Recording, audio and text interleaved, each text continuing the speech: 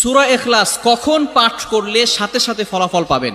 ভালো করে বুঝেন, সূরা ইখলাস হচ্ছে পবিত্র কোরআনুল কারীমের ভিতরে ছোট সূরাদের ভিতরে অন্যতম একটি সূরা। তবে ফজিলতের দিক থেকে সূরা ইখলাস হচ্ছে গুরুত্বপূর্ণ ফজিলত, এবং এই সূরাটা এমন একটা সময় আল্লাহ পাক রব্বুল আলামিন নাজিল করে দিয়েছেন যখন আল্লাহ রাসূল সাল্লাল্লাহু আলাইহি ওয়াসাল্লাম দ্বীনের প্রচার করতে লাগলেন। এমন সময় আল্লাহ পাক রব্বুল আলামিন এক আল্লাহর দাওয়াত দিতে লাগলেন। তখন কাফেররা আল্লাহ রাসূল সাল্লাল্লাহু আলাইহি সাল্লামকে কোশ্চেন করলো যে, মুহাম্মদ, তুমি তো এক আল্লাহর দাওয়াত দাও, আমরা তো কোটি কোটি দেবতার পূজা করি, তারা আমাদের সমস্যার সমাধান করতে পারে না। তুমি যে আল্লাহর দাওয়াত দাও সেই আল্লাহ কয়জন এবং সেই আল্লাহর সন্তান আছে কিনা?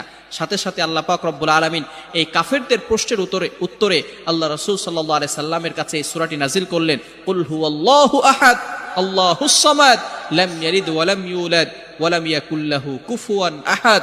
আল্লাহ পাক রব্বুল আলামিন এক, অদ্বিতীয়, এবং আল্লাহ